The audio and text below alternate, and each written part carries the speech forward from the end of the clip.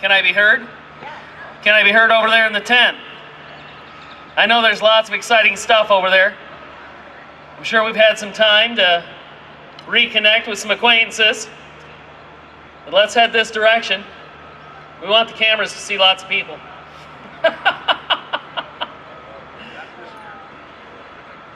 I know it's shady over there too.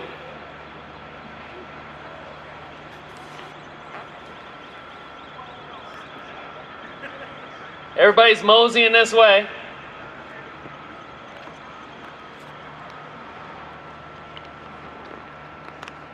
Where's, I think Representative Rigas is going to be with us here in a minute.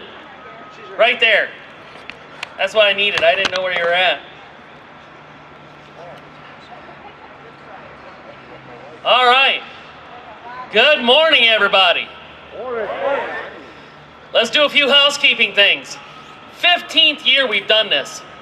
Started in 2010.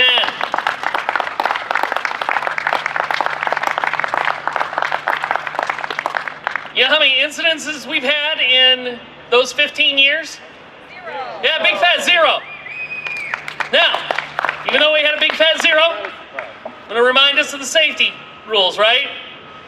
The less we handle the firearms, less possible chance for any incident, right? Always keep that firearm pointed in a safe direction. We always keep our finger off the trigger until we're ready to shoot. There shouldn't be any need for that today, right? And we don't point at anything that we're not willing to destroy. So let's make sure that we follow the proper rules of safe gun handling while we're here today. Let's demonstrate how safe we are, how safe we have been, and let's really poke a lot of holes in the myth. I hear there was a memo that went out saying there'd be lots of people wandering around with guns today. Not that there aren't every day, right? It's just that they're in the open today and you know it.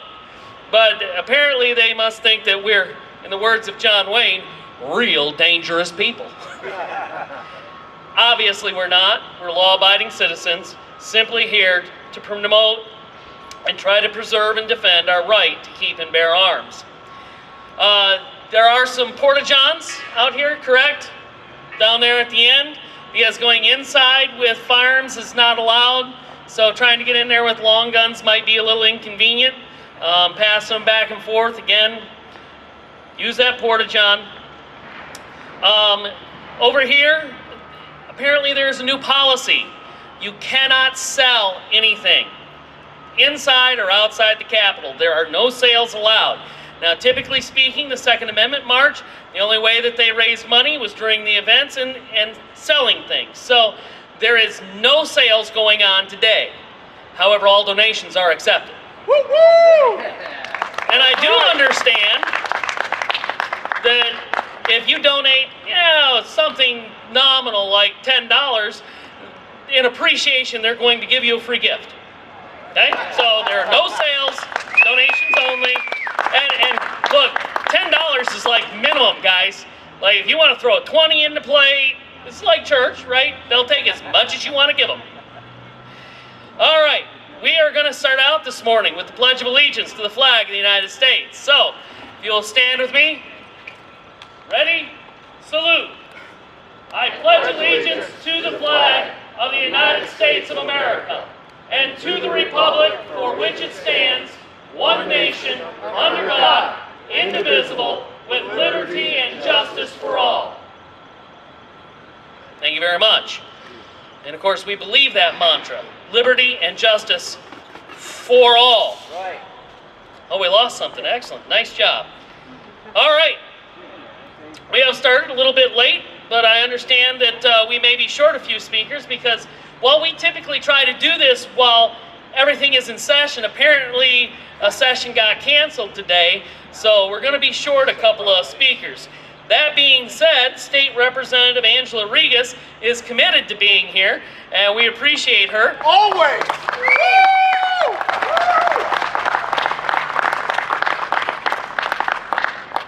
She was first elected to the Michigan House of Representatives in November of 2022. Rigas represents the 79th District. She's a graduate of Hastings High School and a small business owner in the salon industry. She's a longtime grassroots advocate fighting for the Second Amendment and parental and voting rights. She has served on Allegan, Kent, and Berry County's executive committees. Representative Rigas is an American history buff who enjoys traveling with her family to visit and learn more about battles from the War for Independence, the Civil War, and other historical sites around the country. She's a lifelong Michigan resident who resides in Alto area in Kent County with her husband, Dave, their 4 boys, 3 dogs, 4 cats, and possibly a partridge in a pear tree, I'm not sure.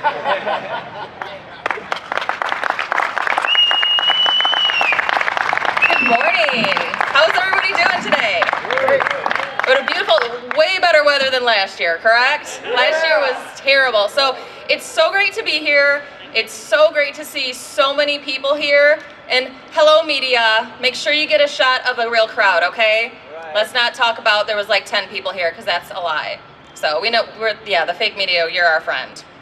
So I'm just finishing up my freshman term, and it's been a disaster here in Michigan, right? Yeah. Like between red flag, safe storage, abortion, like the Democrats are obsessed with guns and abortion. Right. They want to save our children, but they want to kill our babies. How does that, this doesn't add up, does it? So we are working hard to take back the House. Right. Very hard. We need your help. I mean, you showed up today, thank you very much, but you need to show up every day. You need to show up here when we have session. We need you. It is so disheartening when we're taking on these terrible bills and having to take these awful votes, and we look to the gallery and there's no one. You guys inspire us. You really do inspire us. And we like pressure putting on us. We like the calls to our office. We like that. We need that, because here in Lansing, we feel like we are literally alone. And we're here representing you. We need you to be here. So thank you for being here today. Thank you.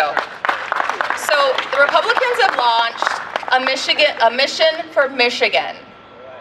And it's to take back our House.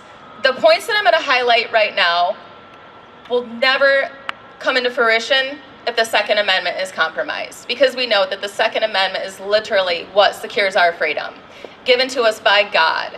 And it's absolutely, thanks, our duty to uphold it, defend it with everything that we have, because thousands, millions of people have bled, died for that right.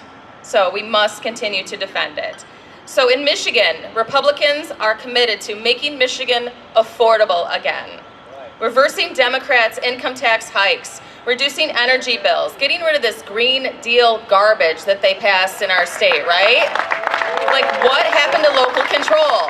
Democrats are also obsessed with eliminating local control. They want centralized government, centralized power. What does that sound like to you? There you go. I like you guys. You're so smart. So demanding accountable and effective government. We have neither of that now. There's no transparency. There's so much corruption within the Democrat leadership here in Lansing. Strengthening and empowering communities, fixing our crumbling infrastructure. All of these things should have been a priority in the budget. Instead, their priorities consisted of more spending, more corporate welfare, just stop handing money out, let the people do their job. Government needs to get out of the way. Everything that's happened in the past 2 years has put government in front instead of the people, and that's not the way our government was intended to run. We can grow our economy by simply getting out of the way. Lowering regulations, lessening taxes, stop giving money to China. This is the United States of America. Get China the hell out of here. They should not own property in our country. They should not get $1 of your tax dollars. Preparing our kids for the future. Instead of indoctrinating our children, why aren't we teaching trades? Why aren't we giving our children, equipping them to succeed? Instead, we're equipping them to live off the government and vote Democrat. Building safer communities. Supporting our police officers, our brave men and women that are out there on the streets. Instead, we demonize the police. Instead, we're expecting perfection instead of professionalism in police. And my husband, by the way, is a deputy sheriff. So he decided at 42 years old that he wanted to make a difference and serve the community, so he went to the police academy this spring, and he's now serving in one of our counties, and he loves it. So, attracting high-paying careers. Instead, people are going elsewhere because Michigan has become almost impossible to start a business. I'm sure many of you are business owners, just like the rest of us, are struggling, are absolutely struggling. We need to prioritize mental health and addiction and healthcare. What the government has done to us during COVID has caused a mental health crisis amongst our teens, amongst our young adults. Suicide rates have increased, violence has increased because there's no repercussions. The Democrats want people, no bail, no bond, released out in the streets. And yet they want to disarm you, legal gun owners, so we're unable to defend ourselves. Right. It's part of a plan, an agenda, and because they have the trifecta, they've seemingly been able to pass these things without, little pushback. And that's where you come in. So we must secure Michigan's future for all generations, and the Second Amendment is in the forefront of that. We need to do everything we can always to protect our Second Amendment. Our country is slipping away faster than we even realize. Right. And it started in little incremental chunks 40 years ago, right? The Democrats were here to help. Yeah. That's the last thing you want to hear, right? The government knocking on your door saying, we're the government, we're here to help. They're not here to help. We need to get out of the way. And I pledge to you that I will never take a vote against the Second Amendment. I will...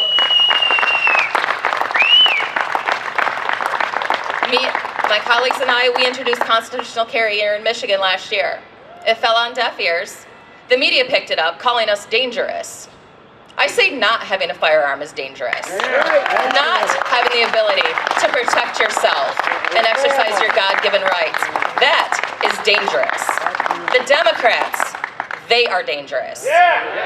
We are nothing but freedom-loving, peaceful Americans that just want to do our jobs, go home to our families, and live out our lives without government intrusion. Right.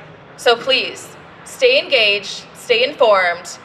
Most of you have my number. I know most of you here, so I'm just grateful that you are here. But reach out to your representatives. Reach out to the Speaker's House.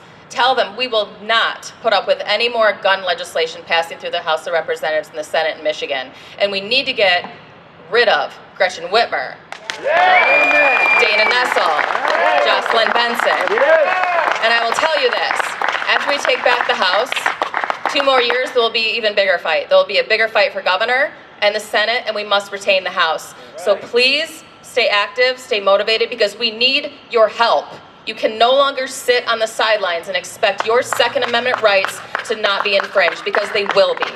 So thank you. God bless every one of you. God bless Michigan and the USA. Thank you.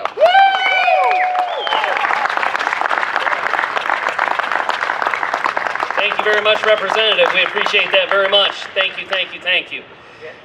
All right. So, as long as she brought up the political sphere, how many of you realize that the 3 top offices, statewide offices she just named, Governor, Attorney General, and Secretary of State, are all term limited? Yeah. They are. That's a good thing. That doesn't mean that there ain't going to be a fight in a couple of years, though, right? Which means that we have an opportunity.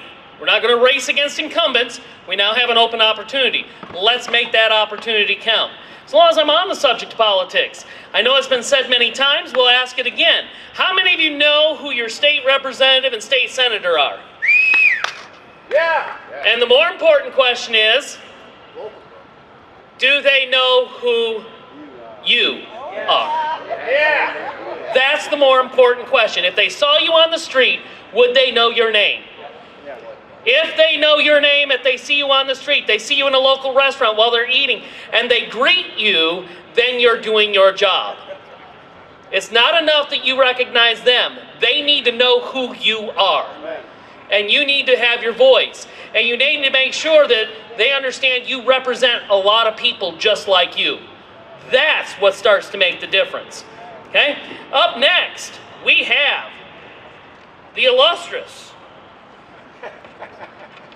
the amazing, the well-accomplished, the famous or infamous, maybe a little of both, Denny Gillum, Lieutenant Colonel Denny Gillum, who is a highly decorated airborne ranger.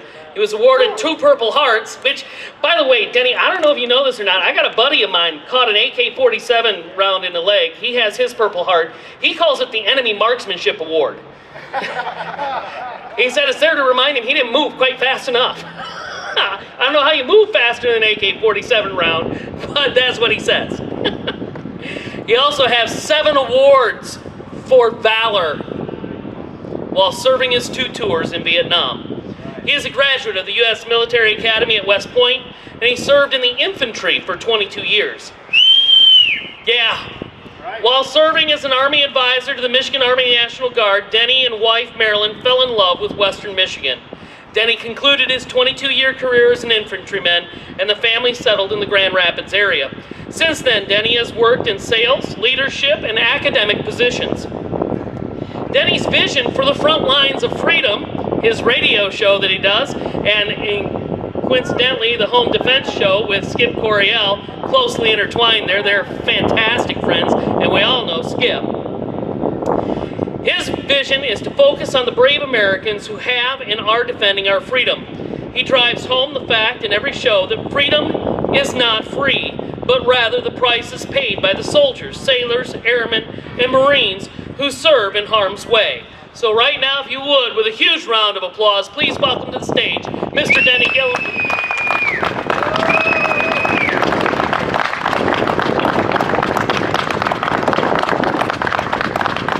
Well, I'm impressed.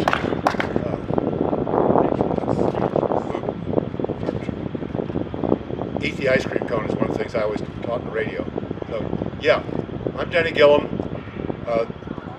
So you know where I'm coming from. There are sort of 4 big things that have changed my life. One, when I went to West Point, we had a motto, duty, honor, country.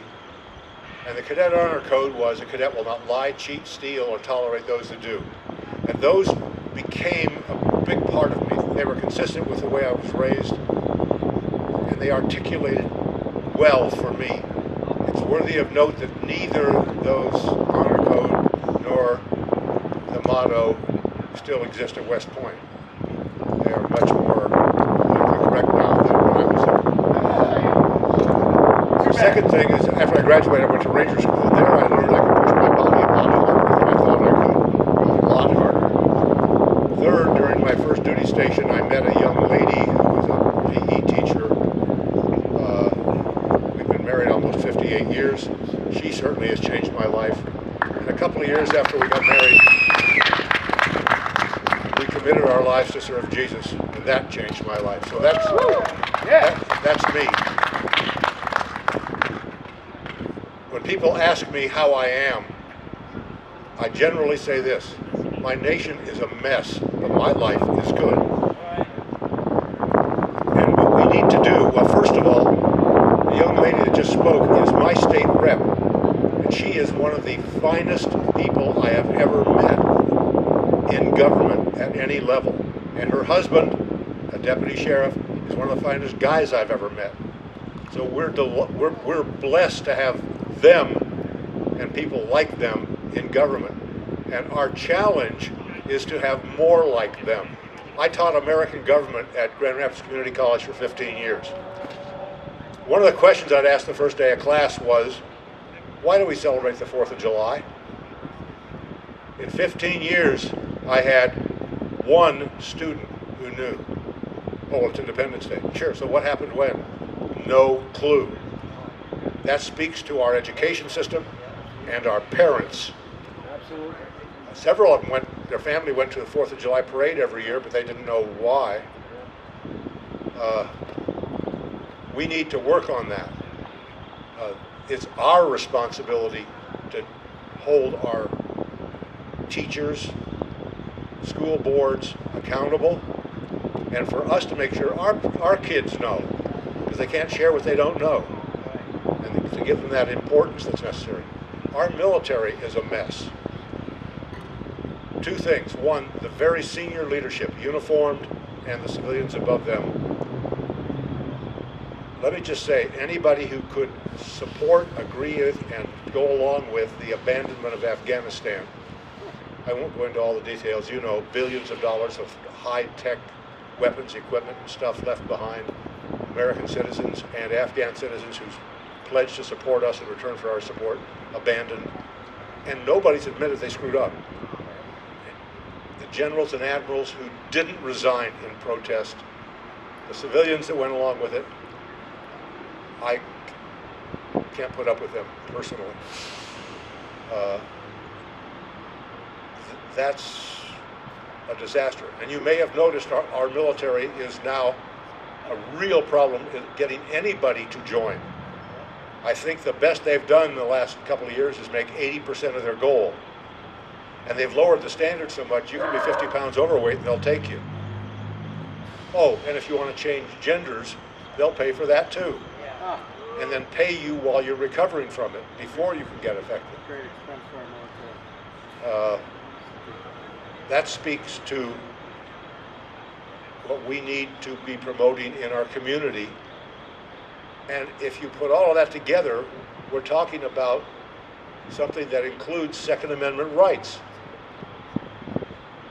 What we need is people, particularly in government, but particularly citizens, who have read the Constitution of the United States and know what it says. Amen. One of the examples that I used in my class, Article 1 of the Constitution gives Congress its power. Any amendments to the Constitution could add to that, but basically it's Article 1. The 10th Amendment says all power not given to the Congress, or the federal government, remains with the states and the people. Education is not mentioned in the First Amendment. There are a number of things, and we have how long has we had a Department of Education? Too long. Do you think federal government involvement in education is making it better? Not a chance. Local people know what their values are and know how to teach. That's where it should be. So, one, thank you for being here. We need to stand up for the Constitution, and that includes very much so the Second Amendment, and we all know why. Because if you can't carry, you suddenly are a slave. Right. It may take a while before that becomes obvious, but it's certainly going to be true. 100%. And I appreciate all the hunters that support this, but the Second Amendment was not about hunting.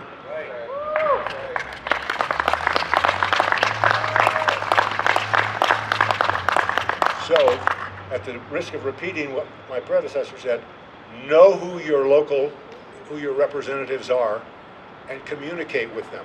Now, just as a point, there's probably 60 people you can vote for. You know, the Board of Regents at the University of Michigan, and okay, even at my highest in political involvement, I couldn't tell you who all of them were. But you can pick 5 or 6 or 7 or 8 school board, county commission, township, or city, and you can be in touch with them regularly so they know who you are, and you can have a neighbor who does another 5 or 6. You can get your neighborhood to work together so that they're hearing from you. Just voting for them is great, but it's nowhere near enough. I used to tell my students, I'd point at one, I'd say, if you ran for office, you'd do a lousy job. Let me tell you why. Because you can't read minds. And nobody tells you what they want. They just get mad at when you don't deliver it. So it's our job. This nation is not a democracy. It's a constitutional republic. Right. And it's our job as the people to control our government. And if we don't control them, it's our fault. So thank you for being here. God bless America. Charge on. Yeah. Thank you for your service. Thank you.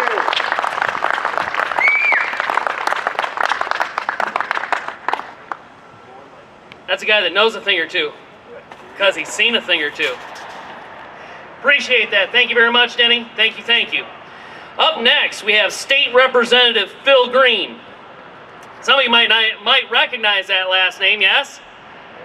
A guy named Mike Green, instrumental in a whole lot of pro-gun legislation and leading the charge, and certainly Phil is carrying on that legacy.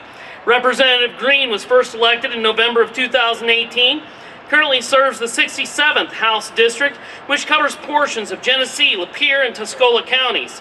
He's a board member for the Michigan Coalition for Responsible Gun Owners, as involvement, and the chair of the Second Amendment Caucus for the 102nd Legislature. Green is an ordained minister, obtaining his bachelor's degree in youth ministries and his master's degree in biblical expositions from Pensacola Christian College. I'm sorry, I apologize. Only because I was actually there, right? And years ago when I was there, back in 1990, when were you there? I graduated in 99. Okay, I was there in 1990, right? And I don't know if you know this about fences, right, with barbed wire and stuff on them. If the barbed wire is facing out, it's to keep people from getting in. Right. But if it's facing in, it's to keep you from getting out. Right. Theirs faced in. It's like, wait a minute, Dad, where did you drop me off at? Pensacola Christian College. I had a good time down there. Beautiful weather. Prior to coming to the legislature, Green served as a youth pastor, senior pastor, and assistant to the pastor, as well as providing sheriff and jail ministries in various departments around the country, receiving the 2011 National Sheriff Association Chaplain of the Year Award. Phil and his wife, Maren, have 3 children and reside in Millington. He's an avid hunter and enjoys the outdoors with his 2 sons and his daughter. Welcome, State Representative Phil Green.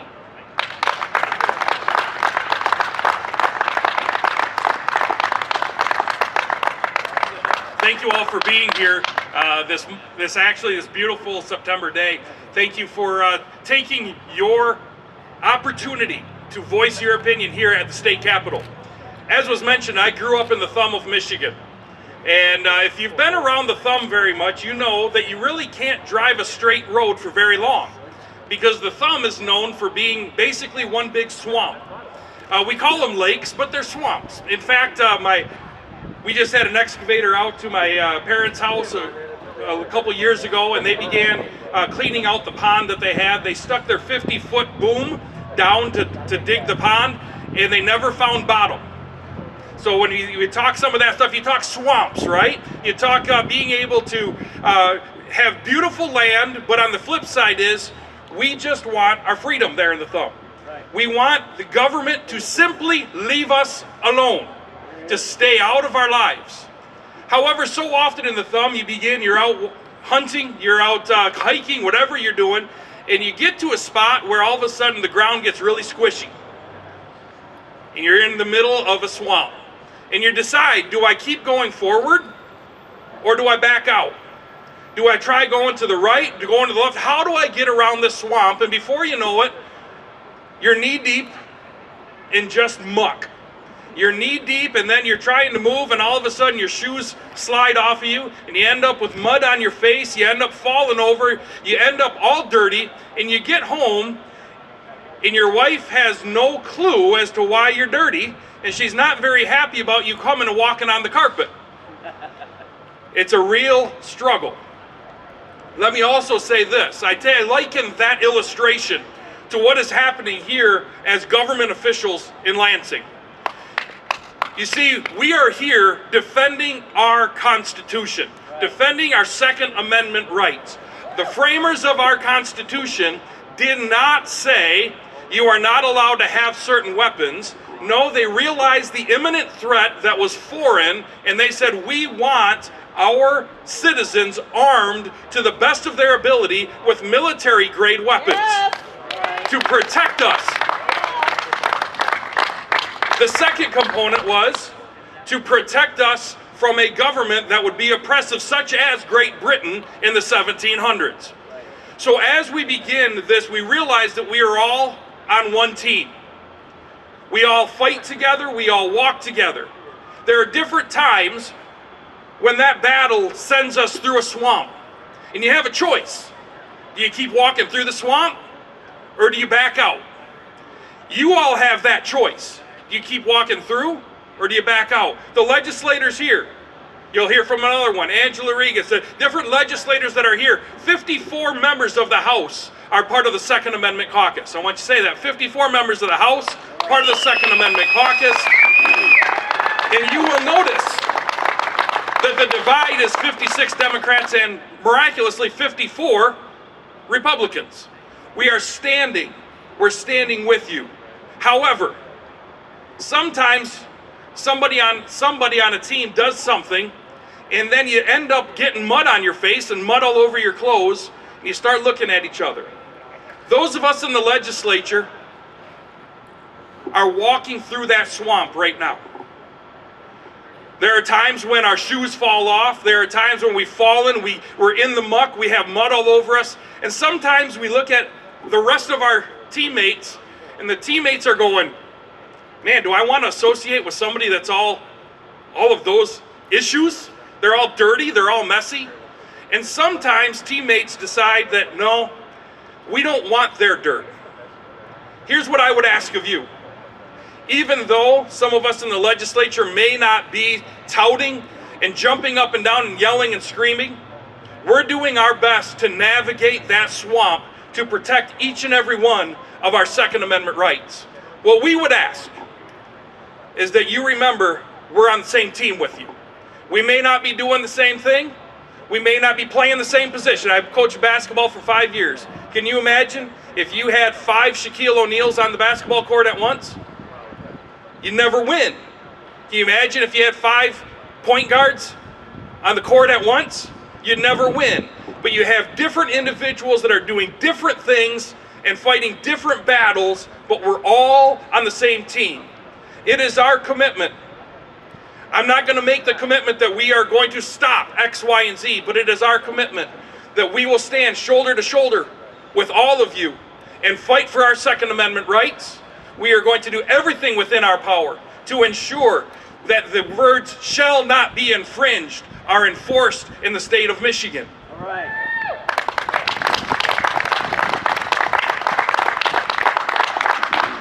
What we ask is that we leave here as a united team.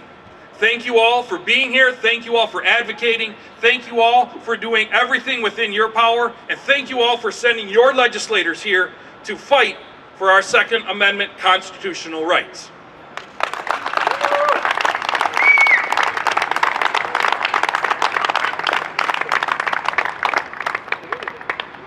Thank you very much, Representative, and I sure appreciate his position.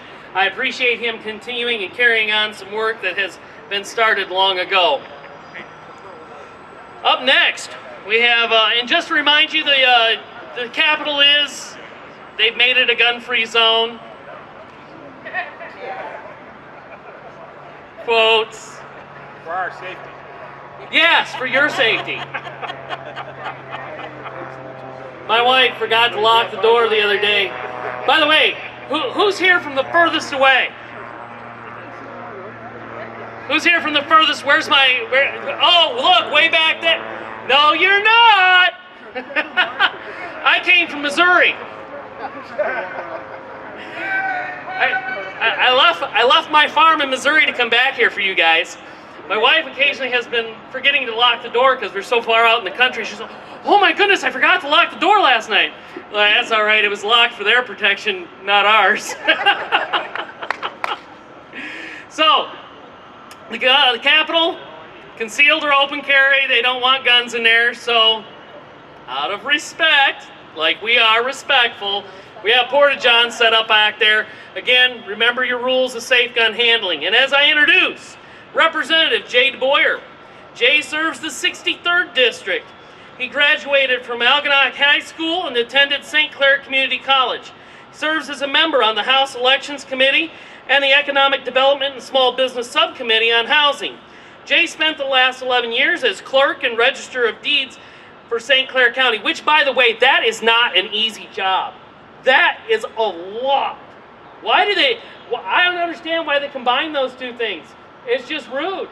I know. They don't pay you double, though, do they? Yeah. He's been a small business owner in the area since 1994, specializing in engineered lumber. He's married, has 2 children. He's an avid hunter, fisherman, and boatman, and I presume because he's here, a Second Amendment advocate.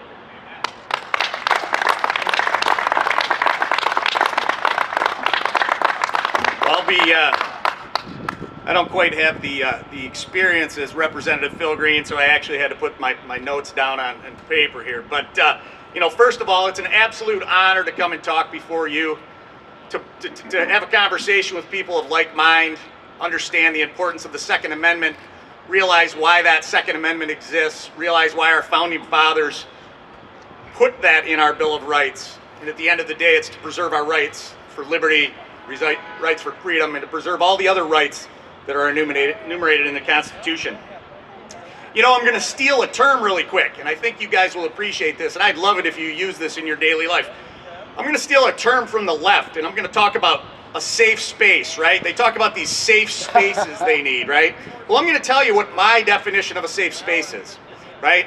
My definition of a safe space is our pickup trucks, our living rooms, this rally, right?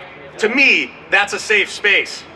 You know, anywhere the Americans decide that they're going to express their God-given right to protect themselves, to protect their families, to protect the people that they love, that, my friends, is a safe space, right? So I'm going to steal that term. I'm going to hijack that term, just as they've hijacked many terms, and I'm going to start using safe space as defined by that.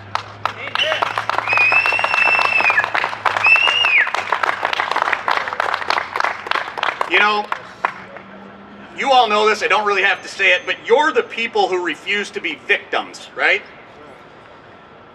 You don't comply with the aggression of tyranny. You don't allow the bad guy to intimidate you. In fact, you're the people who may be the last line of defense and perhaps put the fear of God in some of these bad guys. It's unfortunate, you know, that we hear these stories, but time after time, I gotta be honest, I get a little grin on my face when I hear the stories of God-fearing, loving Americans who protect their families using a firearm against the criminals, the drug addicts, the evil people. You know, evil people who want nothing more than to destroy your pursuit of happiness. These people who profess to be experts, you know, the ones that say things like, if we could just get rid of the guns, we would be safer. What a bunch of hypocrites. Because in fact, if you look at their behaviors, let me just run through a quick list. They're the ones that promote the destruction of the family. Right. They promote breakdowns of morals. Yep. They promote wide open borders. Yep. They promote meism. They promote destroying innocent life. Here, here. They promote drug use. They promote free bail. They promote plea bargains with criminals. They promote letting criminals out of jail early. They promote taxing you into poverty. Because by the way, if you're a producer, good luck. But if you're a looter, stand in line with the Democrats because they will provide you every need, at least so they claim. You know, I can tell you this. Probably next to the Bible, Jesus Christ and his apostles, there's never been a better document written, nor a better group of men than the founding fathers of this country.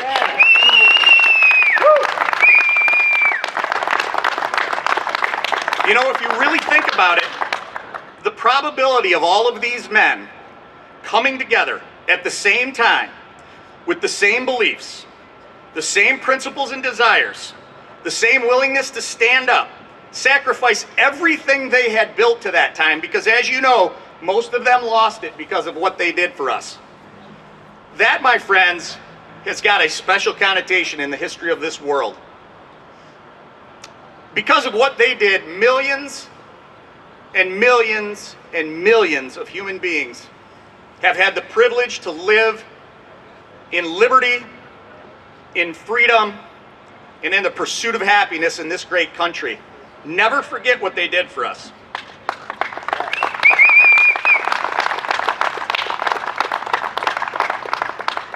You know, I can't thank you guys enough for standing up in the face of criticism, in the face of external pressure, in the face of bureaucratic government overreach that will attempt to intimidate you. They will attempt to suppress your rights. They will attempt to force you to disclose privacy issues that you have no requirement and no need to provide to them. There's a couple things I will ask of you. Never waver on your principles of the support of freedom and liberty. Never, never back down in the face of tyranny. Never comply with directives that you know violate your rights, your God-given rights, to preserve your individual liberties. This fall, help us make Michigan red again. We are the last hope to stop the crazy in Michigan. The Michigan House of Representatives is up for vote, and we need to take that majority back.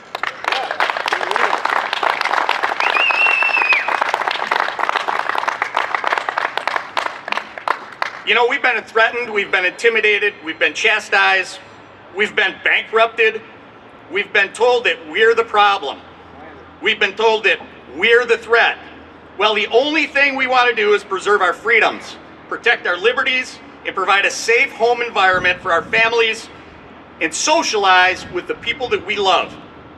We want to pass this concept along to the generations that come after us.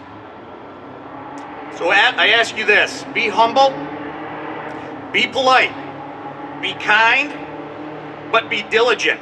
And last but not least, always do right by your neighbor and the people you love. God bless you guys. God bless the state of Michigan. God bless our founding fathers. And God bless the United States of America. Thank you guys.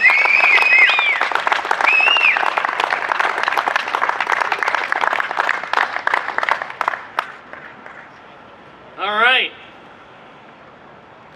It's taller than I am. I'm going to remind you once again, do have some things over there. There are no sales today, but donations happily accepted. So don't be afraid to go over there. Donate a little bit as you're wandering around listening to the speakers. How many of you have ever thought about the fact that I've prepared for worst case scenario? It's one of those things where we prepare for that. We get our concealed pistol license. We carry a firearm for personal protection. And the odd thing about it is then we hope we never ever have to use it, right? Anybody here want to be in a self-defense situation? No. That'd be like going, Joel, you put a seatbelt on every time you get in your car, so you must want to get in an accident. No. I don't ever want to do that because it destroys your life, right? I mean, you know, I'll end up like, is it Bill or Mike over there that snapped his patella? Mike did, yeah. You'll snap your patella, all kinds of stuff. It's bad. And he didn't even drive the car doing it. Okay? So you guys are up next, by the way. So, look, that's not why we do it. But what happens if you do? What happens if you're in the situation where suddenly you find yourself viciously and violently attacked by the criminal element and you're in a position where you have to utilize your firearm for self-defense? What next? Everybody here knows the cops are coming, right? And how many of you believe that they're just going to shake your hand and go, well, gosh, we recognize that guy. Thank you very much. Got ourselves another punk in the trunk. You all don't really think that's going to happen. Nor do you want it to, do you? Do we really want a society where people go around willy-nilly shooting each other and there's no investigation and no accountability? Because I don't want to live in a society like that. I need there to be an investigation. Now, the only way that we have of vetting the situation, right, is through our criminal justice system. So where does that put you? The people of the state of Michigan versus you. Now, the state of Michigan has unlimited resources, and it's run by people. Now, sometimes you're going to have some fair-minded prosecutors that we've elected. We've done a great job of that in a lot of areas. They're going to look at it. They're going to realize that under the laws that we have enacted, that if you acted in legitimate self-defense, no criminal charges, no civil charges, right? But what happens if you don't have as fair-minded prosecutor? How many people have heard of a place called Hillsdale County? Oh, I heard a boo. I mean, Hillsdale County, right? Conservative. Home of Hillsdale College, right? Tell me, Mr. Terry Johnson, Esquire, what do you think of Hillsdale County? It's a family event, I will not swear. Terry has sworn to me that he will never, ever step foot in Hillsdale County again. Ever.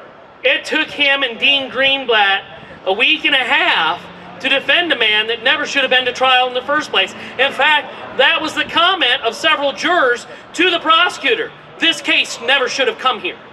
And yet it did. And it cost that man what? Better part of $500,000? That's insane. Now, having said all that, if you stop over at that tent, there's a guy named Gavin Trudell. Gavin Trudell. Gavin Trudell, who is raising his hand right now and waving. How many of you have ever heard of the United States Concealed Carry Association? How many of you heard of the NRA? Yeah, okay, great. Long-time standard in training. It's what we've used as a standard in Michigan for a long time. I got to be honest with you, Skip Coryell called me, 7 years ago now, in 2017 and said, hey, I'm doing this USCCA thing. I'm going to get certified as an instructor. I think you should come up and get certified as well. I'm like, yeah, Skip, how's that going to affect my classes? Everybody recognizes the NRA, blah, blah, blah. I got involved with USCCA. And while they haven't reinvented the wheel, they've made a lot more learning possible in a lot less time with the use of multimedia and technology. And I'm going to tell you, they've done what the NRA hasn't done, and that is keep up with the times and technology. And they deliver education much better. That's why I like the USCCA. Now, the USCCA does another thing for you. They make sure that if you're a member, that if you have any problems, you make one phone call to their legal team and they set the whole process in motion. That means you don't have to worry about the bail. You don't have to worry about a lawyer. You don't have to worry about all those things because they're going to get you taken care of. And believe me, in that moment in time, you're going to need it. If you're carrying a firearm, but you don't have something like that kind of a membership behind you, you're not prepared for a self-defense situation, not fully. So go see Gavin, give him a chat, talk to him, find out what you need to do later on to become a member. Up next, we have a couple of gentlemen named Bill and Mike Null. Woo! Just imagine for a moment that you're charged and tried for several federal crimes, all while being innocent. Imagine the FBI destroying your vehicle, your home, having your children almost shot and killed for holding a cell phone. And that's the FBI, not the ATF.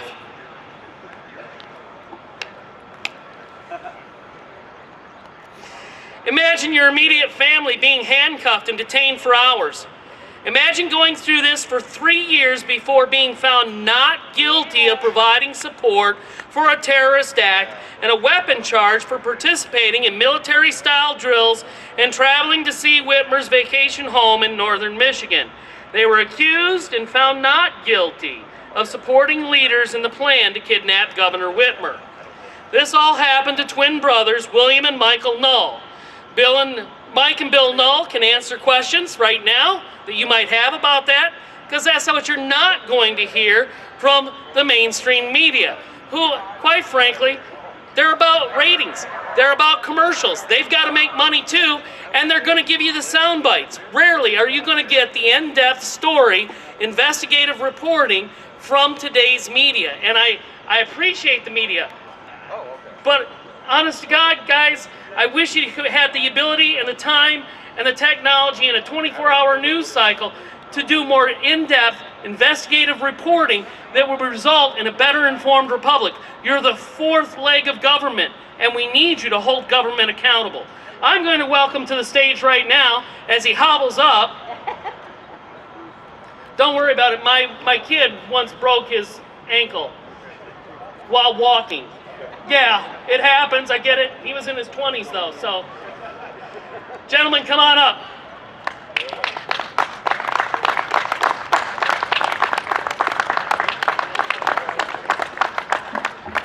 Well, I'm William Null. This is my brother Michael Null. We were set up for a crime that we never even committed. We weren't even actually a part of. We didn't even know the people involved until after we went to court. In 2015, we started a militia. It was Michigan Liberty Militia. Myself, my brother, and my friend Phil started it and led the group. For 5 years, we always had a good rapport with law enforcement. We never had any issues. Anywhere we ever went to, it was always a peaceful event. We worked security for numbers and numbers of different groups. In 2020, when they were burning our country to the ground, I was invited to it was like a nationwide militia conference, which was run by the FBI. When I was there, I met a bunch of people that were trying to set up militias all across this country. Steve Robeson was supposed to be the national commander of the 3% Patriot Militia. He was a pedophile and a rapist, and he's worked for the FBI since like in the 80s is when how long this man's worked for them. These people are evil. They set people up just to put the fire out. The truth of the matter is Dana Nessel, Gretchen Whitmer, the FBI, and some state police conspired together to kidnap the governor of Michigan. And then they used us for the October surprise to help sway an election in 2020. I don't have a whole lot of time, so I don't know exactly where to get into this thing at, but be aware of your surroundings. These people are not your friends. You got to remember, when it comes to law enforcement, Dana Nessel's like the supreme law enforcement officer in our state. Do you think she is a fair and impartial person? People need to wake up. We need to vote these people out. We have never been a part of any violent crime. We've never even been to jail besides like bullshit when you were a kid.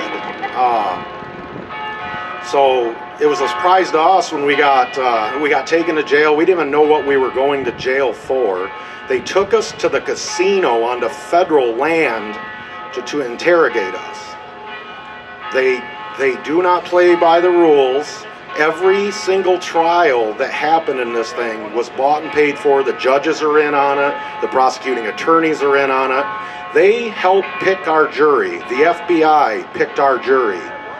The judges will not allow you to defend yourself in court. You have to go to a jury trial. We were thankfully acquitted.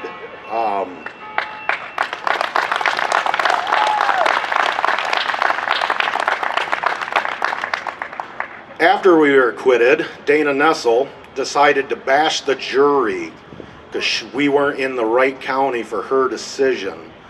This is the type of people we deal with. If you are against teachings that they do in school, like over in Colorado, there was a lady who went to a school board meeting, preached out against it. The FBI raided her house to be a domestic terrorist. So this could happen to anyone. You don't have to be tried to be set up for a crime. All you got to do is speak your mind. You got something to say, Mike? Go ahead.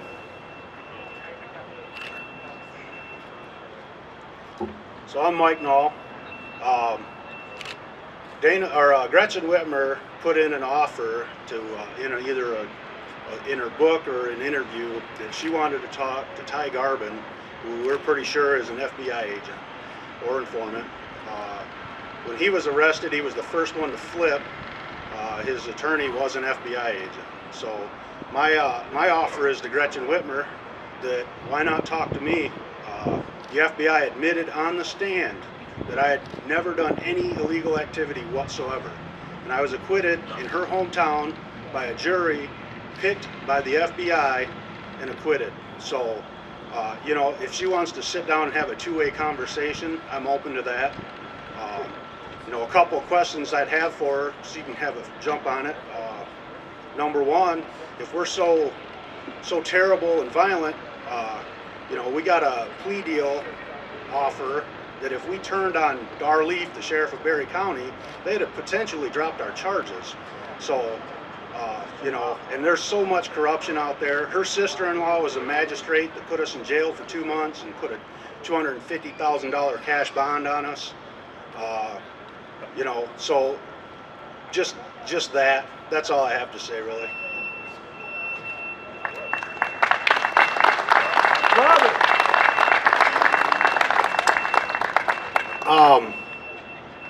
I'm going to make a suggestion out here that in 2026, I'm going to try to get my name on the ballot for governor.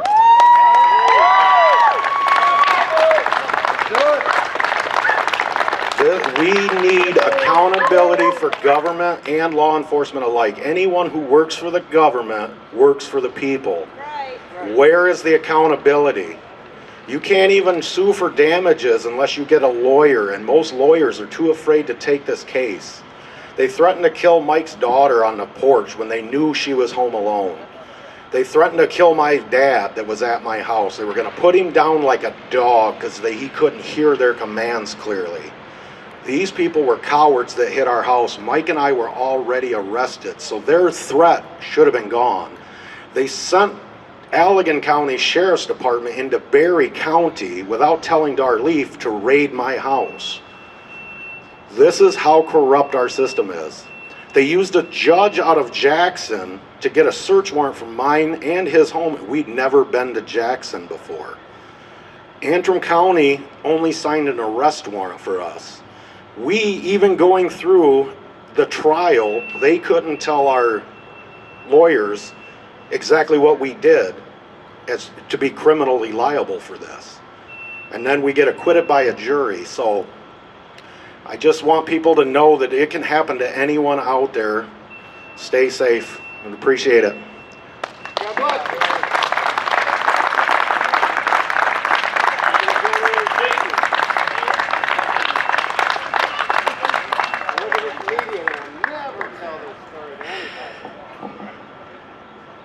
We've seen it a lot in the last several years, and you're beginning to see the weaponization of the legal system, and that's a terrifying thing.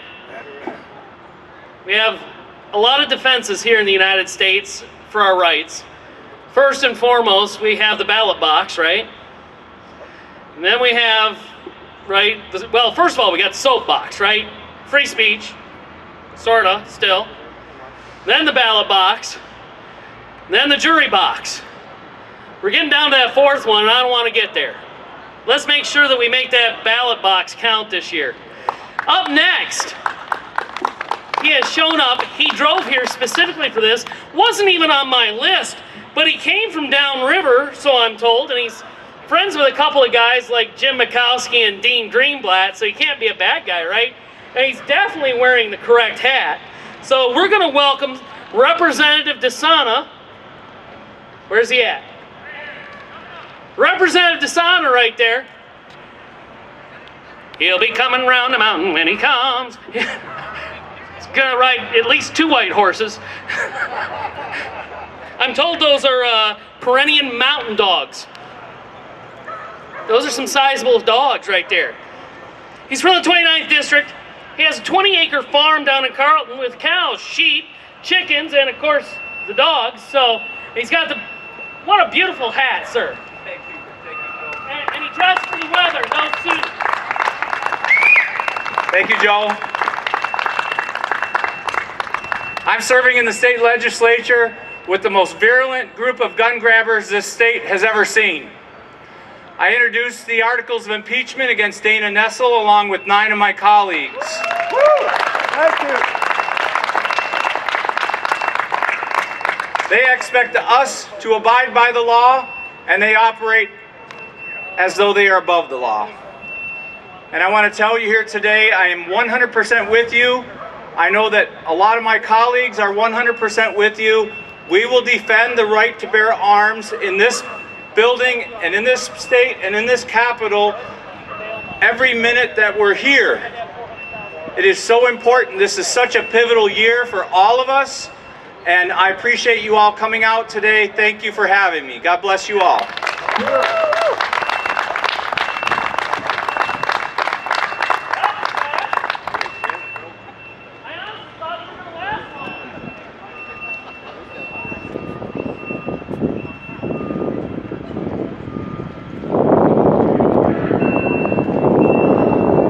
Politician talks for less than 5 minutes. Good one. A good one, right? All right. Next, I'm going to bring up Jim Mikowski. Anybody recognize that name? Let's hear it for Jim. The man, the myth, and the legend. He's been out there at the forefront, right along with Dean Greenblatt and Terry Johnson. And with him, he's going to bring up a fellow that I referenced earlier. I referenced that whole Hillsdale situation, and guess what? He's here, so I imposed on him. So he's coming up. Mr. Kirk Kulick is going to come up as well with Jim Mikowski, and they're going to discuss a few things. Jim, just so you know, he's the attorney for Michigan gun owners. He's an attorney with an office in Dearborn. He graduated from the University of Michigan, which puts him at severe odds with, his two best friends are state. I don't know how they hang out together. He then graduated law school from the University of Detroit Mercy Law. He's an avid gun rights supporter and teaches the law portion of CPL classes. Jim's frequently a guest on various media outlets regarding legal issues relating to firearms. A highlight of Jim's career is arguing and winning a reversal in the Michigan Supreme Court. Jim serves as corporation counsel for Michigan Gun Owners Incorporated, as well as legal advisor to Michigan Open Carry.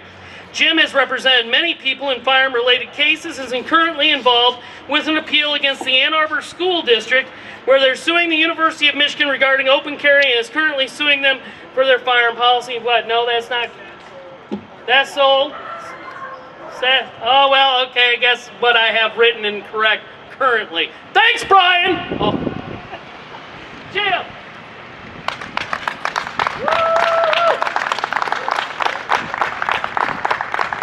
How's everybody doing today? Thanks for coming out on this nice, beautiful, sunny, but really hot day. So, I'm going to tell you guys a little story, and I want Dean and Terry to come on up here too. Come on up, guys. So, May 21st, 2022. Man was outside of his house in his driveway getting groceries out of the trunk, carrying them into the house with his wife. And 3 teenagers who were hopped up on drugs came up and had a confrontation with him. Then they ended up attacking him. They were beating him, kicking him. He was on the ground, bleeding. He drew his firearm, discharged it, and one of those teenagers passed away. Less than 1 hour later, the police had a warrant for his arrest for open murder. They ignored every bit of evidence. They didn't even try to investigate the case. Kirk Kulick lived that nightmare for almost 2 years. And here's the real funny thing about this. This all happened in Hillsdale County. We all think of Hillsdale County as a conservative place. They're going to respect your rights. They're going to make sure that a gun owner is, safe. No. They came after him, tormented him for 2 years, held him on a $400,000 bond illegally for a period of time. At trial, my colleagues Dean Greenblatt and Terry Johnson defended him. The police admitted they performed no investigation whatsoever. And under cross-examination, one of these police officers admitted that he actually taught police tactics and police theory at a community college. This is supposed to be an expert on police procedures. He did nothing to investigate this case. He admitted it on the witness stand. Now, Dean and Terry defended him, and I'm going to be handling the subsequent civil suit here. I want to introduce Kirk. I want him to tell his story.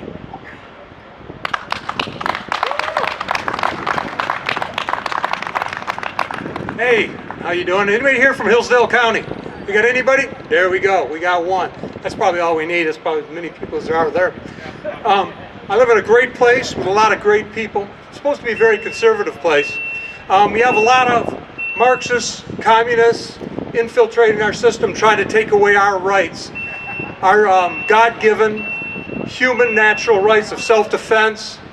Not only, people say, oh, well, we're not going to take away your rights to hunt. That's bullshit. I like hunting, it's okay. I like to defend myself against those who want to kill me. But even bigger than that, I want to be able to rebel against an unrighteous government that would take away my rights. Yeah. That's why I own weapons. When you think the Second Amendment, we're here fighting for the Second Amendment. No, we're not. We're here fighting for the First Amendment. Because what they want to do is take away the Second Amendment because their eyes are on that First Amendment to control us through speech, through a large conglomerate of corporate media, and to control what we say and what we do in our opinions. The only way to keep ultimately free from that is to have an armed population who can rebel against that when the time comes. I'm not advocating that right now, but I am advocating to always be ready. To be ready to fight back communism, Marxism, totalitarianism, and those who try to control us. Now I get a little worked up about this. Just to tell you what happened with me, I'm in a supposedly very conservative area. Thank God I am, because ultimately my trial for murder that should have never happened came down to the citizens, 12 citizens, saying, no, we're not having this. We believe in the Second Amendment. We believe in the right to self-defense.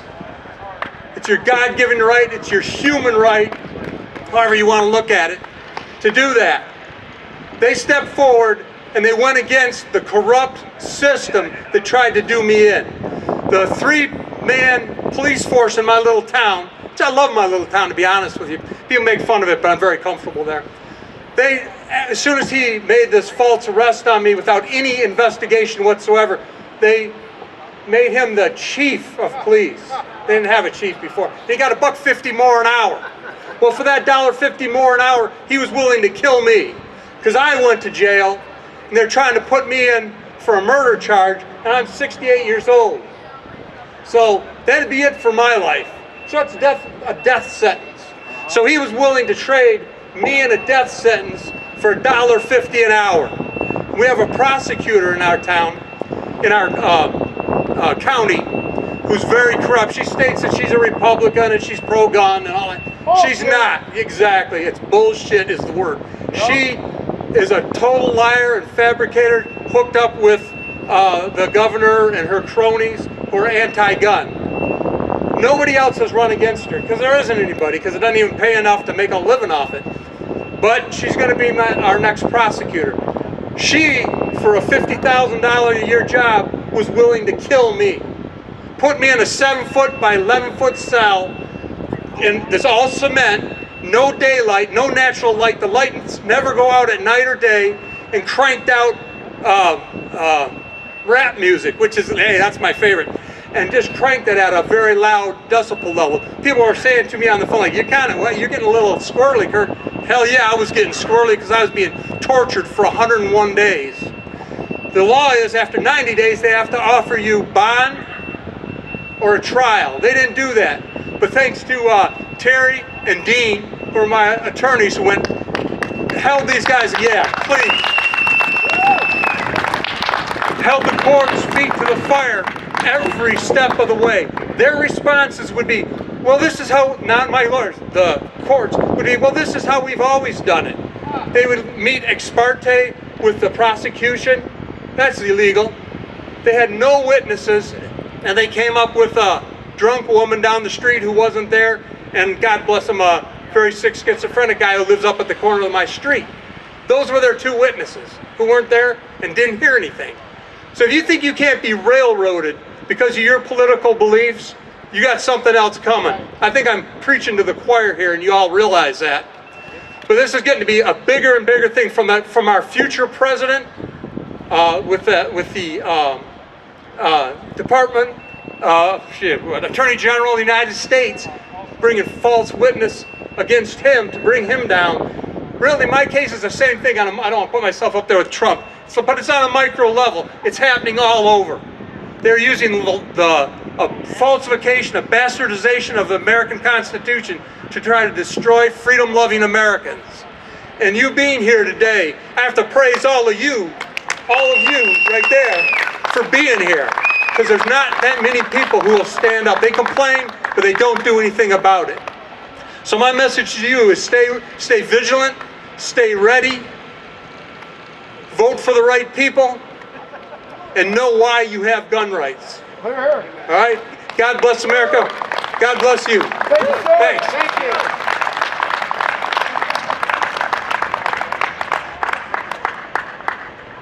I think there's one important lesson to be learned here, or there's many lessons to be learned here. But what strikes my mind is elections have consequences. We see what's happened in this state since we've gone Democratic. We've seen what's happened to this country since we voted for the wrong person, or the wrong person took office. We'll just put it like that. There you go. Elections have consequences, not just on the national level, not just on the state level, but on the local level too. That county prosecutor is an elected position. Someone needs to challenge her. You need to keep an eye on what's happening at the local level of politics just as much as you are at the state level or the national level. Yeah. Local control.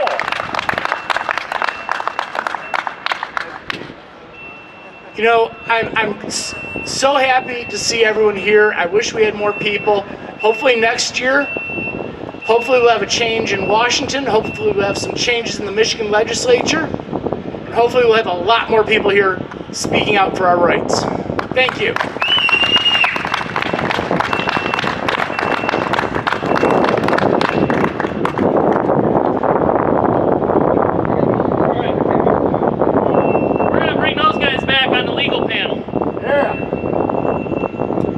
But it's still a couple of things down out of that. Your local level elections matter more than your national elections. Yep. How many people remember the opening scene with To the Patriot with Mel Gibson? Right? Why should I care about one tyrant 3,000 miles away instead of 3,000 tyrants 1 mile away? Here. Your local elections matter more than your national elections. Make sure you're paying attention, because most of us don't. Local election turnout is abysmal. And when I say abysmal, I'm talking between 9 and 12% is the average. How many of you realize we're not ruled by a majority? We are ruled by a majority of those who vote. If 9% turnout, 5% of your city told the other 95% what the heck they're going to do. Is that the way you want it? Then we got to get out there. And voting is like gunfighting, right? First rule of a gunfight is have a gun. Second rule of a gunfight is bring all your friends with guns, right? First rule of voting, vote. Oh, yeah. Second rule of voting, Bring your friends. bring all your friends with votes. Hell yes. It's not rocket science. We remind you once again, safe gun handling, porta-johns. Don't forget your donations over there. We're about to start winding down to our legal panel. But before we do that, we're going to bring up a familiar face. A guy we all know and love. A guy who I'm going to tell you right now, for at least the last decade or so, has been the tip of the spear when it comes to legislative action. Right with Michigan Open Carry. He is a former past president. He's currently a board member. He's the legislative director for Michigan Open Carry still, and he is a recent graduate of the Western Michigan University Cooley Law School. I now get to call my friend, Attorney Tom Lambert, and he practices law, does that Freedom of Information Act stuff, and he's really good at it. He doesn't need paying clients. He needs paying defendants. The government pays. Thanks very much, Joel. I'm trying to figure out how many years I've been here now, and I think this is my 10th year speaking at this event, which means it's my 10th year where I am honored to ask the question, who is open carrying today?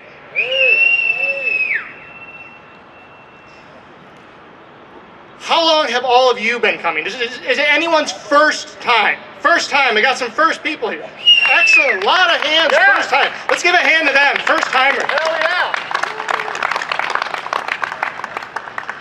How about 5 years? Anybody been coming for 5 years? Keep your hand up for 8 years. 8 years at this event. We've been going on for a while. Still see a lot of hands in here. How about 10 years? 10 years at this event. Well, now I'm starting to think how long we've been doing it. I asked some of the people from SAM earlier. 12 years. I've been coming for 12 years. That's my limit. I got to put my hand down after this. 13 years. Can we keep going? Yeah. 14 years? Yes. It's 14. That's how far? Or is it Keep going, 15 years now? 15 years. This is the 15th year. 15th year. And in 2009, Skip took us all down to Washington, D.C. But as you've heard, the important people are not the people up here on the steps. The important people are all of you. That's why I wanted you to raise your hands and you to be recognized for the effort that you go through to support your rights.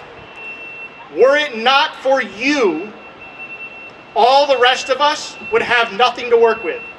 While we are in positions where we can do things, when I go to Lansing and I go in that building and I talk to them and explain why something's a good idea or why something that's a bad idea, or go in that building over there and explain to them the same thing, I'm there representing Second Amendment supporters in general, not just myself.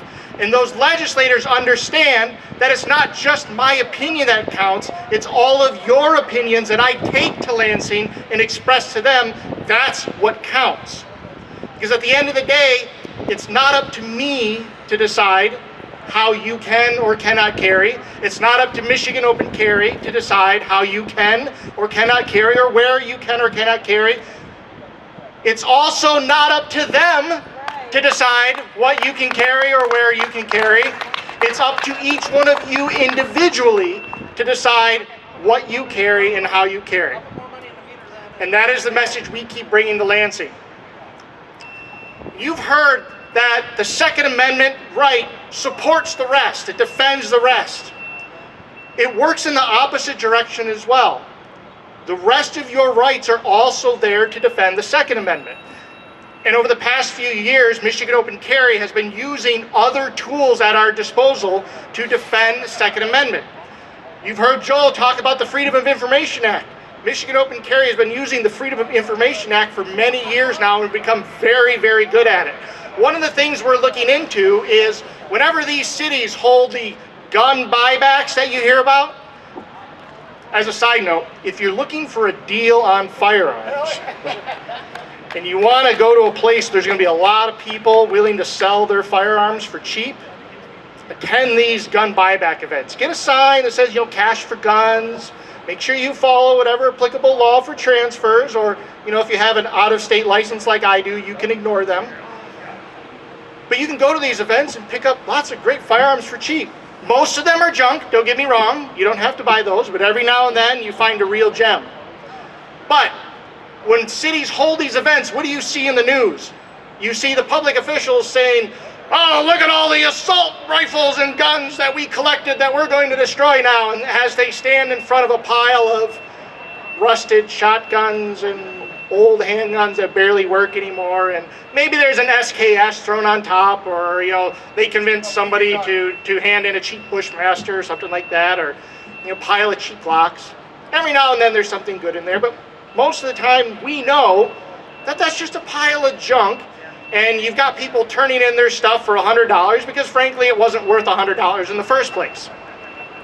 But they make these claims to the media. So how do you fight that?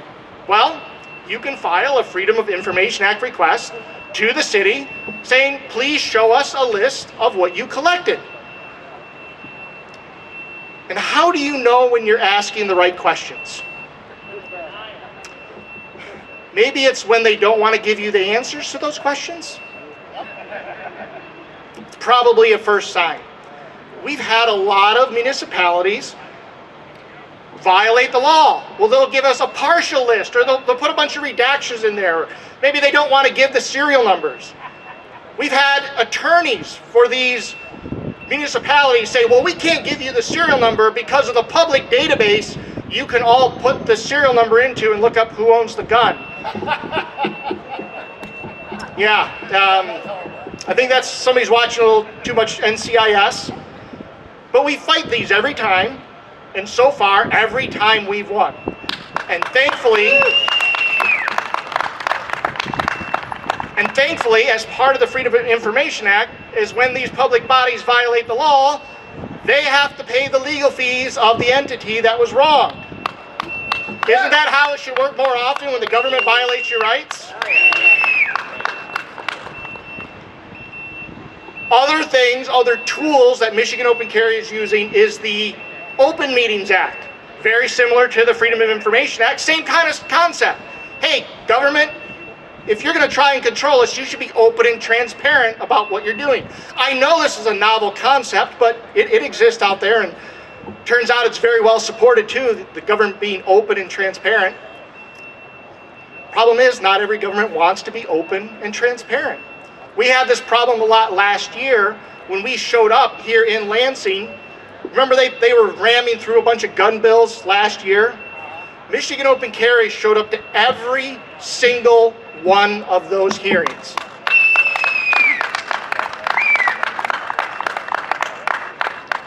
We sat there at times for over 3 hours listening to entirely one-sided nonsense. And that's kind of the point. See, the Open Meetings Act requires that they hear from everybody.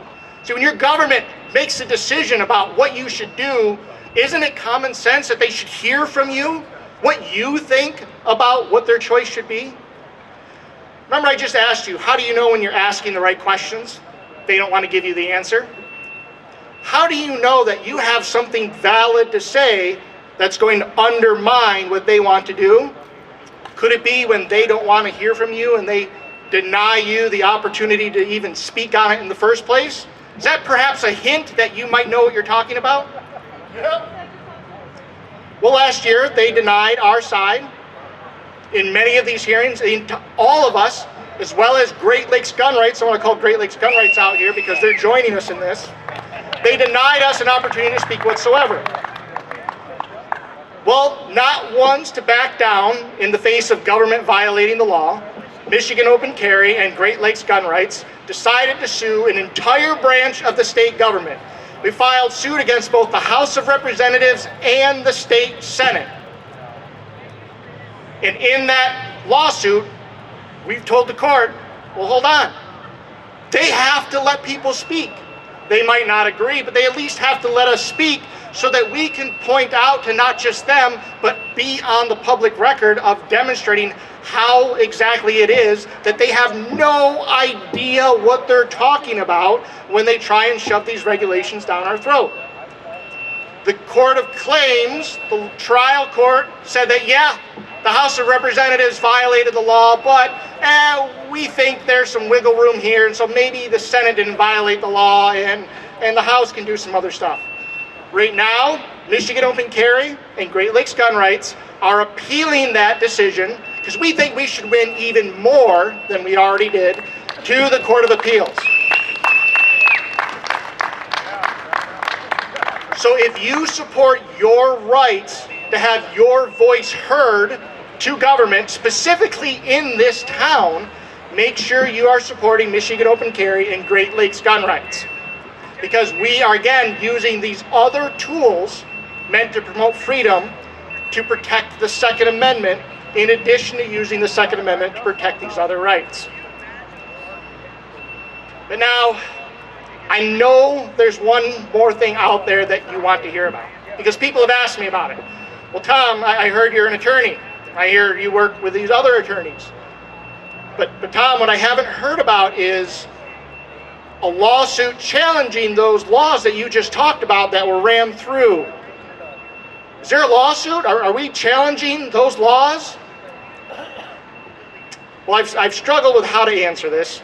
And the best answer I've come up with is just because you may not see something happening doesn't mean nothing's happening.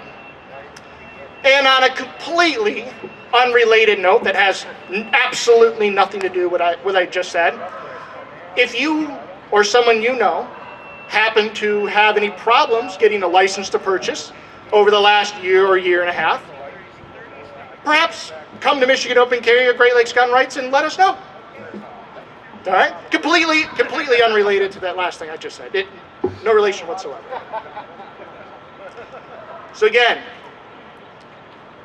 while the groups are here and individuals are here fighting for the rights that we all have, I want to make sure I emphasize that we are nothing without each one of you. And it is all of you that are at the tip of the spear because you're the ones taking the time to come here and show your support. You're taking time off of work, you're taking time away from your families to come here and show your support in person. So I want you to give yourselves one more round of applause. Thank you very much for being here.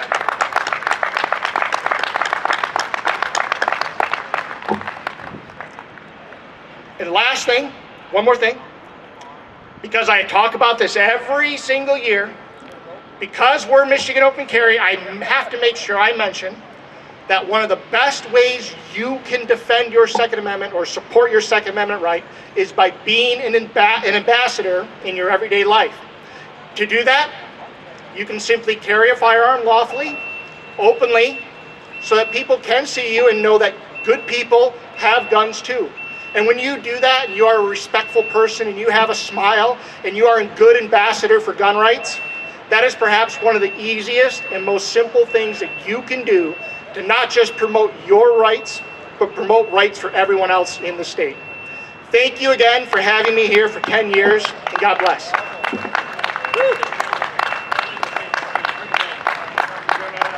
Yeah, I don't have a table, I don't have multiple microphones, so I guess we're going to be up here. All right. You know, in those gun buyback things, how do you buy back something you never had in the first place? I'm always curious about that.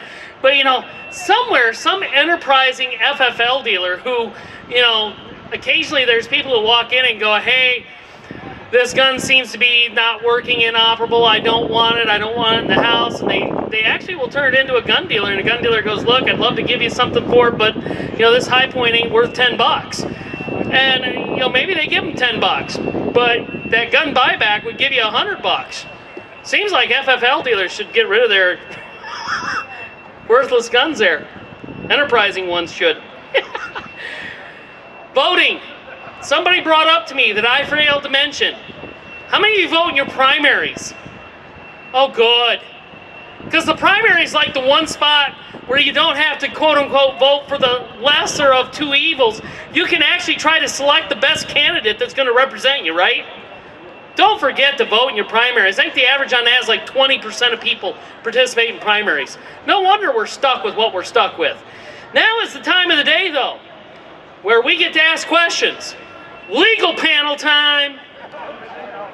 So I need Tom Lambert. I need Dean Greenblatt, who is an amazing attorney.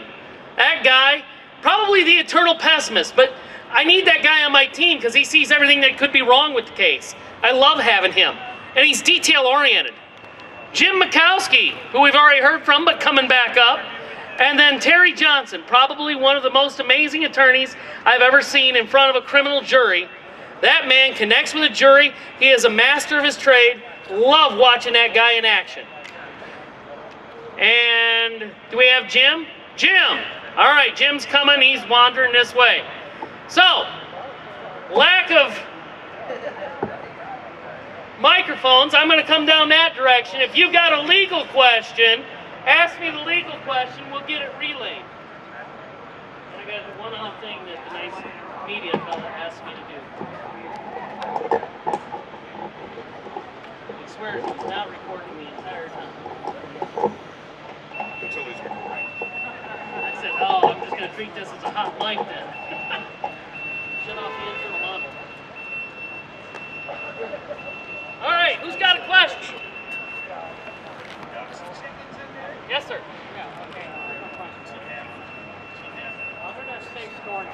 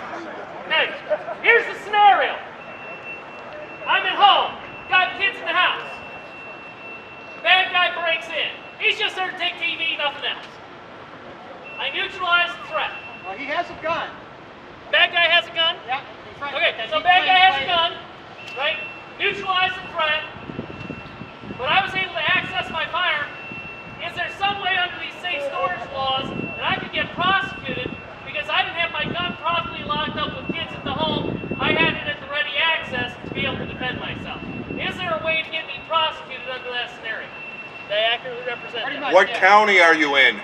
Hillsdale? Wayne County? Well, you're in Wayne County. We know the answer, right? Well, I'm just talking about statewide. What would be the legal opinion? The legal opinion. Because like, the assailant breaks in, and I have to use my firearm, but he survives. And he says, hey, even though he was threatening me, my body, he said, well, I was just there to steal stuff, and he had that gun ready and he shot me. So the proceeding prosecutor could use that to say, hey, you didn't have a property store, we're prosecuting. Is that a scenario that under the law would be legal, or would it take us to proceeding process? Can I? Sure. I'm gonna turn to Terry for just a second, but I want to say you can be prosecuted for anything, no matter how clear your case is. And now I'm going to turn it over to Terry to remind us of a case that we heard about today. Well, the first thing I would strongly, and I 100% agree with Tom, one of the first things I would say right off the bat, I wouldn't make a statement no matter how clear you believe the situation is. They would have to prove that you didn't have your gun in a locked storage box or what have you. So from that standpoint, the main thing is just don't talk, wait on your attorney, and that goes for any and every situation that you could come down to legally. Does that answer your question? Pretty much. Okay.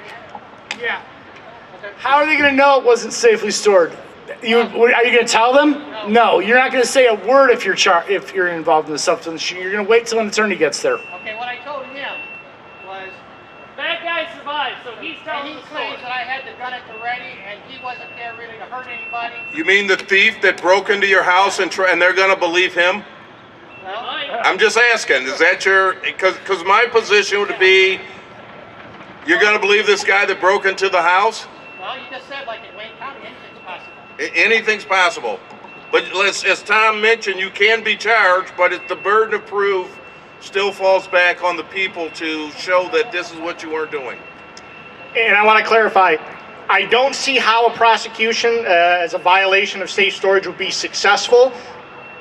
The punishments there only apply if a minor obtains the firearm, you haven't done what you're supposed to do, and they do something with it, like have it in public or hurt somebody else.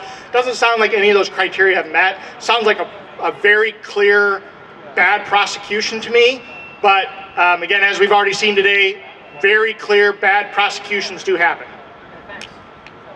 Anybody else with a question? Right here. Well, I'd like to piggyback sort of on that. My thought would be, being in the state of Michigan, aren't we allowed to open carry in our own residence?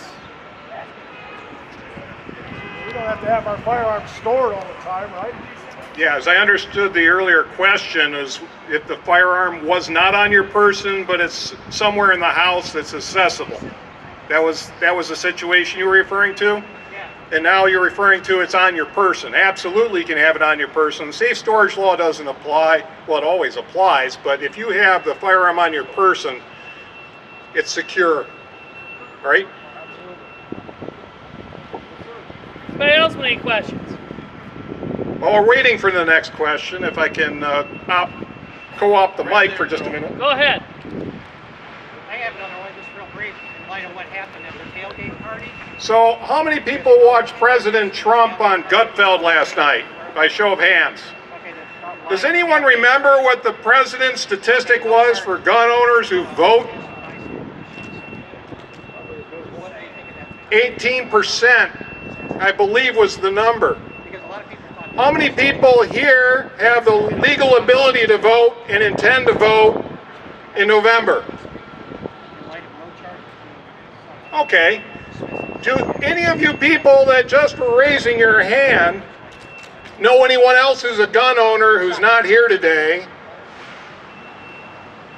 Everybody knows another gun owner. Okay. Well, maybe we need to make contact with that other gun owner and make sure they show up. Sitting here today talking to the crowd of the Second Amendment March, I don't have much of a doubt that you're going to vote. But there are apparently 8 out of 10 gun owners don't vote. And if they did, we'd win every election on the issue of firearms. And I'm a single issue voter. That's what I want to see. That's what I want to hear.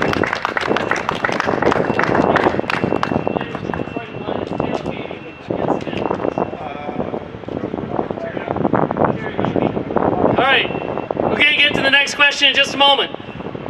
I have in my hands a set of keys that has been lost. It is a Chevy key fob. Not sure exactly what kind of Chevrolet, but General Motors. Whoever it is, either is fit or is thinking about being fit. It's a no judgment zone for Planet Fitness, so they might just be thinking about it. I was a Planet Fitness member for 3 years, but yeah. You were 18. Well, you know how most people call their bathroom the John? I renamed my bathroom Jim. That way I could say I went to the gym every morning. Anybody lose a set of keys? I don't know. It just says Chevy. It's a Chevy. Has several other keys on here. This looks like a trailer hitch key. Check your pockets. Do you have your keys? All right. I've got keys. If somebody checks their pockets, go, crap, I don't have my car keys.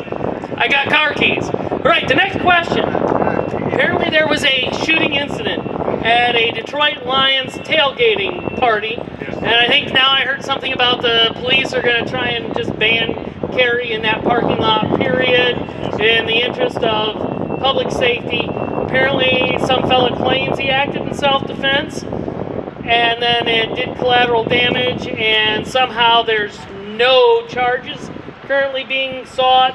What's your opinion on that? Okay, Eastern Market, which is a area in Detroit right outside of downtown there where people tailgate. There was an incident last weekend when the Lions played. There was a shooting. One man actually shot. One person killed him, and I believe 2 other people were shot. I believe the bullet went through. 2 people were shot. Yeah, 1 round, 2 people. Yep, 1 round, 2 people. Thank you. The Wayne County prosecutor decided that this was an act of self-defense.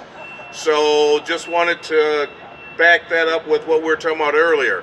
Secondly, the bigger question is a pistol-free zone. The only people that can make public pistol-free zones are behind me. I don't mean these 3 people here. I mean the people that are in the building behind us. There are lots of things that are going on where people are attempting to put up pistol-free zones. In Detroit, you may see that in Greektown occasionally. The problem is, excuse me, there just aren't enough of us to go around. Those things are illegal. If Detroit decides to put up a pistol-free zone in Eastern Market, it would be illegal. However, a business owner can decide that he or she does not want firearms in their particular place, but that is not that is a pistol-free zone. Again, there are other things behind that, but again, we're not talking private property. Parking lots are exempt. Did I hit that right, guys? Did I miss something?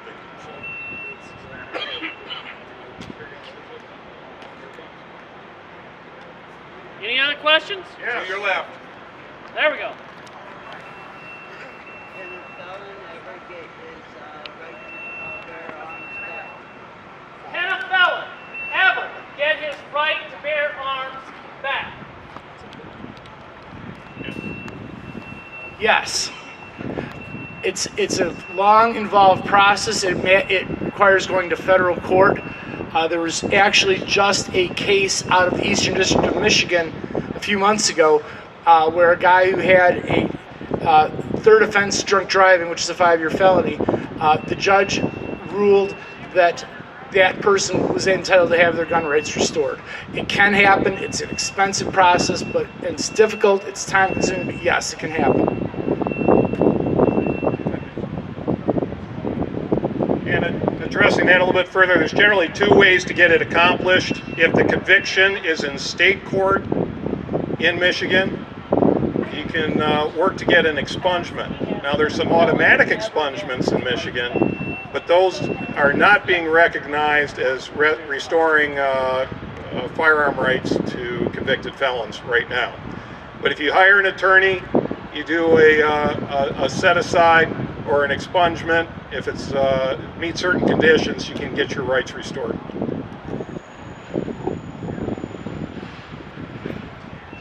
And they've recently expanded the rights to get convictions expunged. That change took place about 2 or 3 years ago.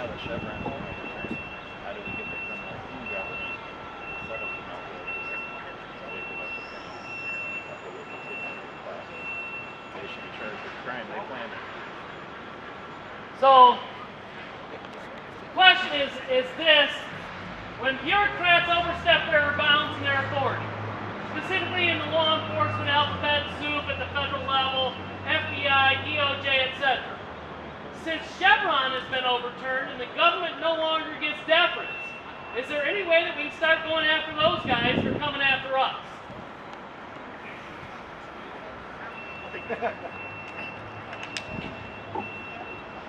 In the legal world, there's different types of remedies. What remedies apply to each case depends on the specific case.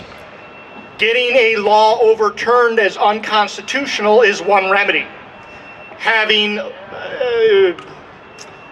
the public body responsible for that unconstitutional provision pay for your damages or your legal fees is another type of remedy that may or may not be available. It's not available in all scenarios. Ramifications for the particular individual from the government that was responsible for your damages is yet another different type of remedy. That one is usually very hard to get to, and it depends on the specific circumstances of the case. There's different types of liability, and there are a lot of exemptions to those types of liability. Who has heard of qualified immunity? Sometimes referred to as absolute immunity because of how unqualified it often is. There's a lot of hoops to jump through, and these gentlemen are much more familiar with jumping through those hoops, and I'll let them talk about those. But remember before when I talked about using other rights to protect the Second Amendment, I talked about the Open Meetings Act. One case I didn't talk about, all of us are on, including a fifth attorney, is an Open Meetings Act case in the city of Flint. The Flint mayor one day decided that he was going to ban guns in the city council meetings. He doesn't have the authority to do that. Hence the question, what happens when a public official suddenly decides to do something they don't have the authority to do? Now we all know that preemption exists. You've heard us talk about that only the people here can make the choices, not the local officials like the mayor. Okay, so that's a preemption violation. We can get that cleared up, but that's going to cost money. But remember how I said the Open Meetings Act, like freedom of information, provides for damages from the government body to the person injured. So the four of us, representing two individual plaintiffs named Arthur Woodson and Trevor Berryhill, as well as the organizations Michigan Open Carry, Michigan Gun Owners, and Michigan Coalition for Responsible Gun Owners, have filed suit against Flint under the Open Meetings Act against not just the Flint City Council, not just the mayor in his official capacity, but also the mayor in his personal capacity, which the Open Meetings Act allows us to do. Because he's trying to do this and break the law that applies to open meetings, we now have a tool to make him personally liable. Which means when it comes time to pay for damages, it's not just coming out of Flint's pocketbook, it needs to come out of his pocketbook too. So overall my answer is, it depends on what exactly the violation is, what the remedies are in the specific circumstances, but I wanted to give you a tangible example of how we're using those tools to fight back against these public officials. You guys have anything to add? No, and Tom summed it up, and you know, as far as these types of remedies and using those tools, there's none better in the state, especially with the Open Meetings Act, than Tom, over my left shoulder, than Tom Lambert. So these things do cost money, but again, we got to hold these folks accountable.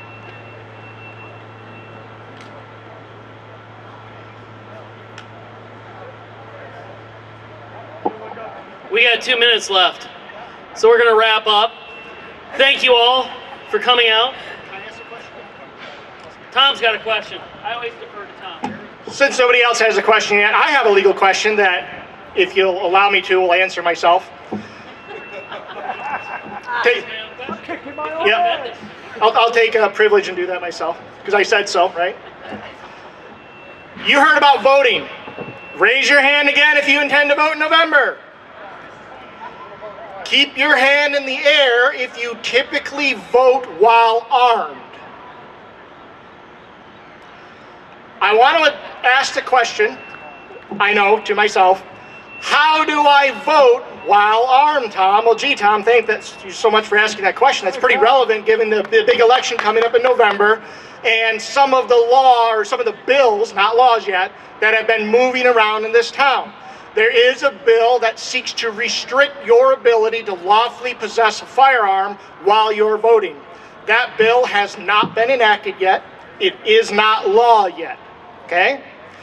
So that means, how does the current law work when it comes to you lawfully protecting yourself with a firearm while voting? The rule is you approach it like you would any other day. If you have a concealed pistol license, then you are exempt from the places that say you can't have a gun. For those of you familiar with the law, there's two sets of rules, there's two sets of places. One set of places says you can't have a gun, any gun, long gun, handgun, doesn't matter. You can't have a gun. But you can ignore that rule if you have a CPL. I'm sure most of you have a CPL. If you don't, I recommend you go get one, even if you only open carry, because then you can just ignore that list of places. In those places are churches, schools, anywhere with a liquor license, theaters.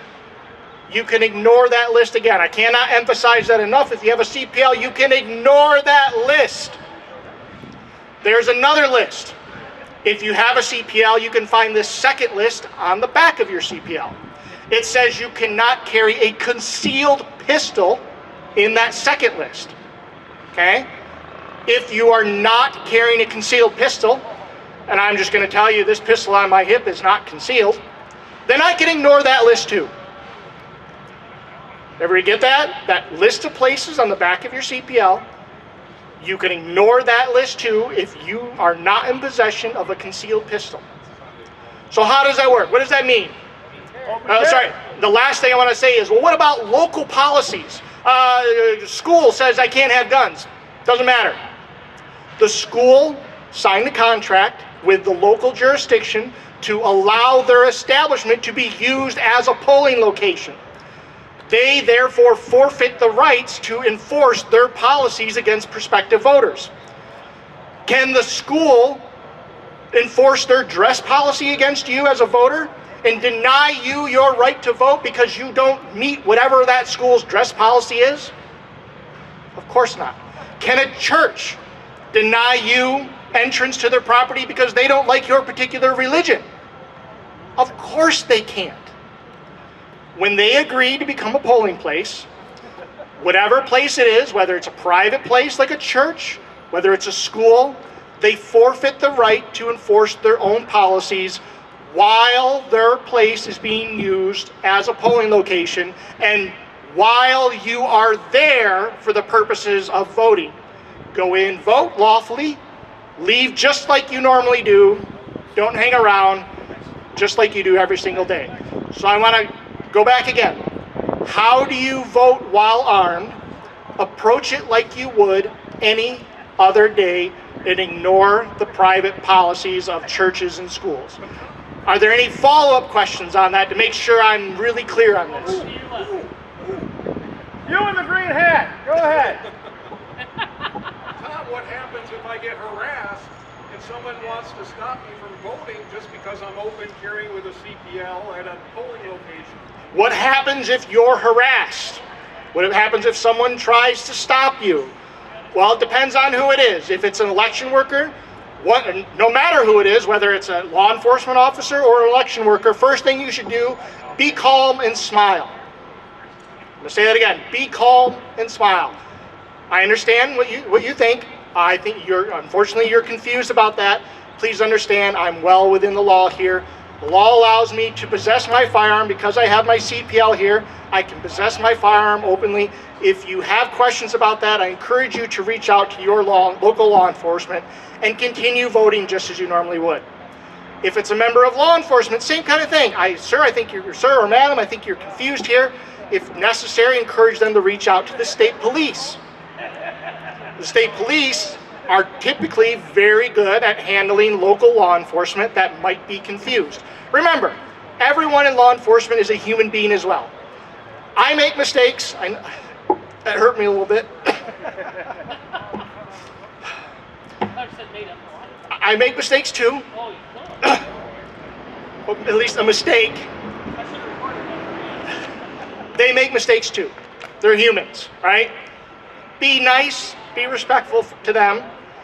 If they continue pushing the point, there are laws that can be applied. It is a serious offense, potentially even a criminal offense, depending on the circumstances, to deny you your right to vote, meaning stop you from getting to the poll and casting your vote. It can be applied against law enforcement in some scenarios. I'm not going to go into that because it gets very intricate. So what should you do? Be nice, smile, politely explain the law if necessary, not in great depth, just very briefly. Encourage them to reach out to either law enforcement or superior law enforcement.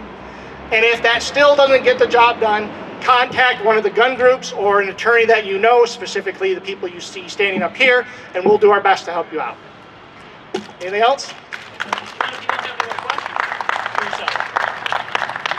As long as Tom doesn't have any more questions for himself. Thank you all for being here. Typically, you see some trash cans right there. We have always left these parade grounds far cleaner than when we got here. Let's make sure we do that again. You see anything laying around you, make sure we pick it up. Make sure it gets in the trash receptacles. I want to... Before he goes, let's give Joel a great round of applause. This is his 12th straight year of doing this. He does a great job. Let's show him some appreciation and love.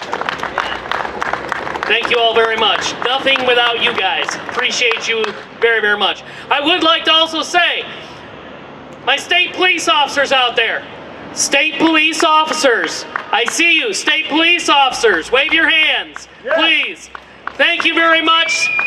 We appreciate your professionalism. We appreciate you being here. We appreciate what you do for us. We appreciate you in our communities. We also want to remember the officer that lost his life during a traffic stop earlier this week. Just on a traffic stop, got hit in the rear end and crushed in his vehicle, just doing his job. And that's tragic, and my heart goes out to him and to his family, a young man with young children, with a wife. Very sorry for that. Again, thank you all for being here. Leave the parade grounds cleaner than what we found them. Thank you for once again, no incidents, safe gun handling, 15 years in a row. That's us. Respectful, responsible, law-abiding citizens.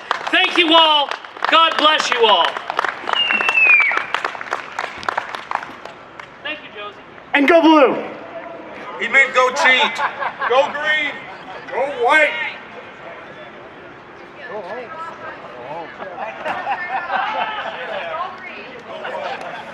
Josie, when I said thank